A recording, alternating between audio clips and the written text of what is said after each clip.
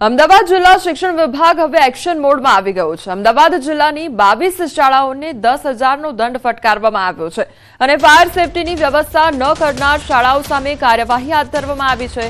તો અમદાવાદ ગ્રામ્ય જિલ્લા શિક્ષણ અધિકારીની કાર્યવાહી હાથ ધરવામાં આવી છે। ધંધુકાની 4 તેમજ માંડલની 3, સાણંદની 3 સ્કૂલ સામે કાર્યવાહી હાથ ધરવામાં આવી છે। તો વિરમગામની 2 તેમજ દસક્રોઈની 2 અને ધોળકાની 4 સ્કૂલ સામે કાર્યવાહી હાથ ધરવામાં આવી છે। તાત્કાલિક ફાયર એનઓસી મેળવવામાં નહીં આવે તો સ્કૂલની માન્યતા રદ કરવાની ડીઓ દ્વારા તૈયારી પણ દર્શાવવામાં આવી છે।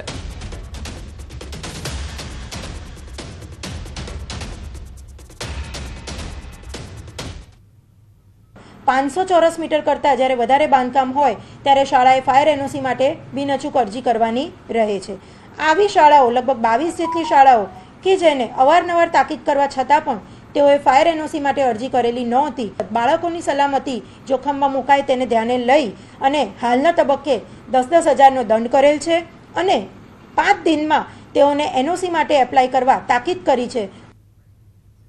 તો રામબનમાં સીએમ સામે લોકોનો રોષ જોવા મળ્યો છે અને સૂત્રોચ્ચાર પણ કરવામાં આવ્યા છે અને કાર સામે સૂઈ ગયા તો સીએમ કારમાંથી નીકળીને લોકોને સમજાવ્યા હતા। ભૂસ્ખલનની ઘટના બાદ સીએમ સામે નારાજગી જોવા મળી રહી છે। જમ્મુ કાશ્મીરમાં ફસાયેલા તમામ ગુજરાતી સુરક્ષિત તેમજ ગુજરાત પોલીસ સતત જમ્મુ કાશ્મીર પ્રશાસનના સંપર્કમાં છે। તો પ્રવાસીઓને જમવાની વ્યવસ્થા પણ કરવામાં આવી છે। જરૂરી પગલાં લેવા સૂચના આપવામાં આવી છે। પરિસ્થિતિ સુધર્યા બાદ ત્યારથી બસ સાથે પ્રવાસીઓને રવાના પણ કરવામાં આવશે। તો વાદળ ફાટ્યા બાદની તબાહીના દ્રશ્યો સામે આવ્યા છે અને કેટલાક વિસ્તારમાં રસ્તાઓ ગાયબ થઈ ગયા હોય તેવી સ્થિતિ પણ સર્જાઈ છે। કેટલાક વિસ્તારમાં જમીનનું મોટા પાયે ધોવાણ થઈ ગયું છે। તો હજુ પણ કાળા ડિબાંગ વાદળો ઘેરાયેલા રહેવાથી પ્રવાસીઓમાં ફફડાટ વ્યાપ્યો છે।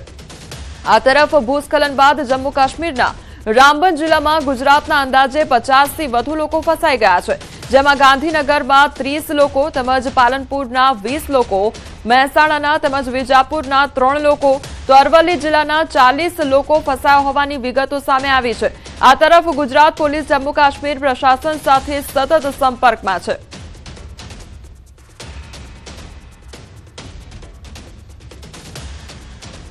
તો રામબનના દ્રશ્યો છે કે જ્યાં સીએમ આવતા લોકો દ્વારા રોષ વ્યક્ત કરવામાં આવ્યો છે અને સૂત્રોચ્ચાર પણ કરવામાં આવ્યા છે।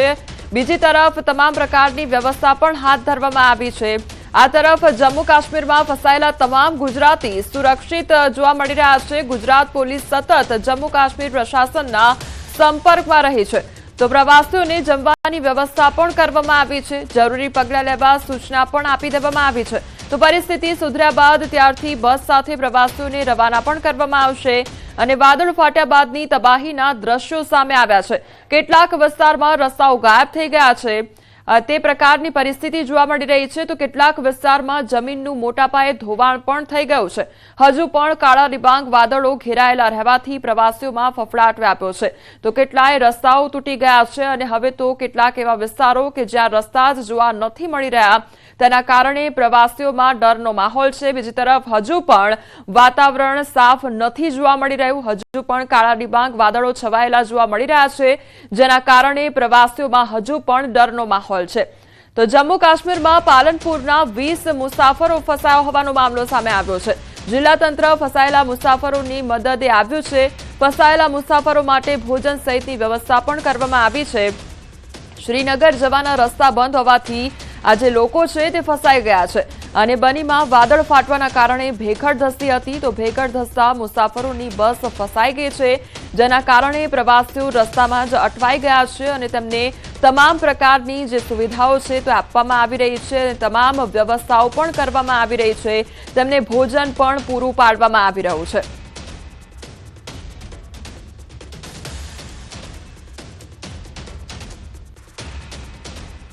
અન્ય સમાચાર પર નજર કરીએ તો સુરત જિલ્લા કલેક્ટર કચેરીએ બ્રાહ્મણ સમાજનો મોરચો જોવા મળ્યો છે અને ફિલ્મ ડિરેક્ટર અનુરાગ કશ્યપ વિરુદ્ધ બ્રાહ્મણ સમાજે મોરચો માંડ્યો છે।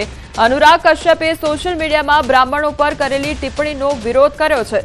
અનુરાગ કશ્યપ વિરુદ્ધ ગુનો નોંધવાની માંગ કરવામાં આવી છે। તો બ્રાહ્મણ સમાજે કલેક્ટર કચેરીએ ભારે સૂત્રોચ્ચાર સાથે વિરોધ નોંધાવ્યો છે। अनुराग कश्यप विरुद्ध कार्यवाहीની માંગ કરવામાં આવી છે તો જિલ્લા કલેક્ટરને આવેદનપત્ર પાઠવી રજૂઆત કરવામાં આવી છે।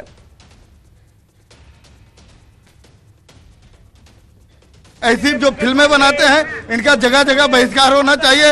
अभी ब्राह्मण हमेशा दधीची का रूप लेके समाज में था, लेकिन अब ऐसे लोगों के लिए परशुराम बन के सामने उतरेंगे। बिल्कुल, ये अनुराग कश्यप ने जो टिप्पणी की है वो टिप्पणी बहुत ही दुर्भाग्यपूर्ण है। तो प्रशासन अनुराग कश्यप पे सख्त कार्रवाई करे। कोई भी व्यक्ति किसी भी सम्माननीय समाज को अपमानित करने का किसी को हक नहीं है। એઆઈસીસીના સંગઠન સર્જન અભિયાનની ગુજરાતથી શરૂઆત આવતીકાલે અમદાવાદ શહેર કોંગ્રેસ પ્રમુખની પસંદગી માટે કવાયત હાથ ધરવામાં આવી। એઆઈસીસી ઇન્ચાર્જ બીકે હરિપ્રસાદની હાજરીમાં બેઠક, તો એઆઈસીસી ઇન્ચાર્જ સાથે ગુજરાત કોંગ્રેસના ઇન્ચાર્જ ઉપસ્થિત રહેશે। ગુજરાત કોંગ્રેસના ઇન્ચાર્જ તરીકે રાજેન્દ્રસિંહ પરમાર, કિરીટ પટેલ, ગુલાબસિંહ રાજપૂત, કનુભાઈ બારૈયા ઉપસ્થિત રહેશે। તો બુધવારે સાંજે 5 કલાકે ગુજરાત કોંગ્રેસ ભવન ખાતે બેઠક યોજાશે અને અમદાવાદ શહેર કોંગ્રેસના હોદ્દેદારો અને આગેવાનો ઉપસ્થિત રહેશે। તો મ્યુનિસિપલ કાઉન્સિલર, પૂર્વ કાઉન્સિલર, ધારાસભ્યો, પૂર્વ ધારાસભ્યો હાજર રહેશે। તો એઆઈસીસી ઇન્ચાર્જની હાજરીમાં બેઠકનું આયોજન કરવામાં આવ્યું છે। સંવાદદાતા પ્રણવ અમારી સાથે જોડાઈ ગયા છે। પ્રણવ, સાંજે 5 વાગે આજે કોંગ્રેસ ભવન ખાતે બેઠકનું આયોજન કરવામાં આવ્યું છે, શું અપડેટ તેને લઈને? કોમલે, માની શકાય જે રીતે કોંગ્રેસ પાર્ટી પોતાના સંગઠનને વધુ મજબૂત કરવા માટે એક અભિયાન શરૂ કર્યું છે, તે અભિયાનની શરૂઆત રાહુલ ગાંધીએ ગુજરાતના અરવલ્લી ખાતેથી કરી હતી અને આવતીકાલે 23 તારીખથી 23 થી 8 મે સુધી આ તમામ જે ઇન્ચાર્જો નિરીક્ષકો નિમણૂક કરવામાં આવી છે જિલ્લા દીઠ, એ તમામ નિરીક્ષકોએ જિલ્લા અને શહેર વિસ્તારમાં જવાનું રહેશે અને તમામ લોકોએ તમામ ત્યાંના સ્થાનિક જે આગેવાનો છે, સ્થાનિક નેતાઓ છે, તેઓને સાંભળીને જિલ્લા પ્રમુખ અને શહેર પ્રમુખો નિમણૂક કરવાની છે। તે અંતર્ગત જ આવતીકાલે બીકે હરિપ્રસાદ, જે કોંગ્રેસ પાર્ટીના વરિષ્ઠ નેતા છે અને અમદાવાદ શહેરના નિરીક્ષક તરીકે તેઓને એઆઈસીસી નિમણૂક કરી છે, ત્યારે તેની સાથે જ પીસીસીના જે 4 નિરીક્ષકો છે તેની ઉપસ્થિતિમાં પીસીસી ખાતે એટલે કોંગ્રેસ કાર્યાલય ખાતે બેઠક મળશે। બેઠકની અંદર અમદાવાદ શહેરના કોંગ્રેસના પ્રમુખ કોણ રહેશે, શું હિંમતસિંહ પટેલ યથાવત રહેશે કે હિંમતસિંહ પટેલની જગ્યાએ બીજા અન્ય કોઈ પ્રમુખ હશે, તેને લઈને તમામ લોકો સાથે બેઠકો થશે અને સાથે જ ત્યારબાદ નિર્ણય લેવામાં આવશે કે અમદાવાદ શહેર કોંગ્રેસના નવા પ્રમુખ કોણ હશે। જી પ્રણવ, સમગ્ર માહિતી બદલ આપનો આભાર। સાબરકાંઠામાં અકસ્માતના 2 મોત નિપજ્યા છે અને 1 ઘાયલ થયો છે। તેમજ શામળાજી હિંમતનગર હાઈવે પર અકસ્માત સર્જાયો હતો અને કન્ટેનર ચાલકે રિક્ષાને અડફેટે લીધી હતી। તો રિક્ષા નીચે 3 લોકો દબાયા હોવાની ઘટના બની છે। તો 3માંથી 1 પુરુષ અને 1 મહિલાનું સ્થળ પર જ મોત નીપજ્યું છે। 1 ઘાયલને હિંમતનગરની સિવિલ હોસ્પિટલ ખાતે ખસેડવામાં આવ્યો છે।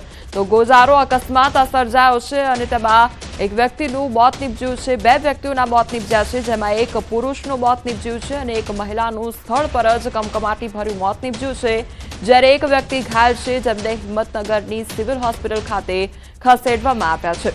તો રિક્ષા નીચે 3 વ્યક્તિઓ દટાયા હોવાની આ ઘટના બની હતી અને તેમાં 2 વ્યક્તિઓના મોત નીપજ્યા છે। સાબરકાંઠાનો આ સમગ્ર મામલો કે જ્યાં અકસ્માત સર્જાયો છે। સંવાદદાતા ઈશાન અમારી સાથે જોડાઈ ગયા છે। સાબરકાંઠામાં જે અકસ્માત સર્જાયો, ગોઝારો અકસ્માત, 2 વ્યક્તિઓના મોત નીપજ્યા છે, હાલ કયા પ્રકારના ત્યાં આગળ દ્રશ્યો છે, શું પરિસ્થિતિ? કોમલ, ચોક્કસ કે હિંમતનગર શામળાજી નેશનલ હાઈવે પર જે અકસ્માત સર્જાયો હતો, ટ્રકની અડફેટે રિક્ષા ચાલકે રિક્ષાને અડફેટે લીધી હતી। ત્યાં જે રિક્ષા જે બાજુમાં જે ગટર લાઈન ખોદકામ ચાલુ હતું ત્યાં રિક્ષા પડી હતી અને રિક્ષા ઉપર ટ્રક ફરી વળતા 3 લોકો નીચે દટાયા હતા। તો જેમાંથી 1 મહિલાનું ઘટના સ્થળે મોત થયું હતું। આ ઉપરાંત 1 પુરુષનું પણ મોત થયું, એટલે 2ના મોત થયા હતા અને 1 વ્યક્તિ અતિ ગંભીર રીતે ઘાયલ થતા તેને 108 મારફત હિંમતનગર સિવિલમાં ખસેડવામાં આવ્યો છે ને અત્યારે હાલ તેની સારવાર ચાલી રહી છે। જી કોમલ। જી ઈશાન, સમગ્ર માહિતી બદલ આપનો આભાર। મોરબીના નાની વાવડી ગામે હત્યાની ઘટના બની છે। દીપક મકવાણા હત્યા કરેલી લાશ મળી આવી છે અને યુવકના માથા તેમજ પગના ભાગે ઈજાના નિશાન મળી આવ્યા છે। પોલીસે આસપાસની સીસીટીવી મેળવ્યા છે અને તજવીજ હાથ ધરી છે। આ અંગે વધુ તપાસ હાથ ધરવામાં આવી છે। તો યુવકના માથા તેમજ પગના ભાગે ગંભીર ઈજાઓના નિશાન જોવા મળ્યા છે અને તેને લઈને તપાસ હાથ ધરવામાં આવી રહી છે। બીજી તરફ જે આસપાસના સીસીટીવી ફૂટેજ છે તે પણ ચેક કરવામાં આવી રહ્યા છે।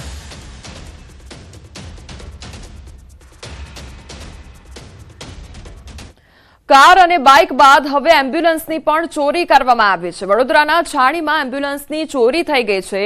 ડ્રાઈવર પાણી પીવા માટે ઉતર્યો હતો અને એમ્બ્યુલન્સની ચોરી થઈ ગઈ હતી તો અજાણ્યો તસ્કર એમ્બ્યુલન્સ ચોરી ફરાર થઈ ગયો છે.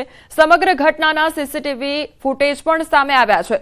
એમ્બ્યુલન્સના ડ્રાઈવરે છાણી પોલીસ સ્ટેશનમાં ફરિયાદ નોંધાવી હતી તો પોલીસે સીસીટીવી ફૂટેજ ચેક કરતા તસ્કર એમ્બ્યુલન્સ ભરૂચ તરફ લઈ ગયો હોવાનો ખુલાસો થયો છે. તો છાણી પોલીસે તસ્કરને એમ્બ્યુલન્સ સાથે ભરૂચ ટોલ પ્લાઝા પરથી ઝડપી પાડ્યો છે.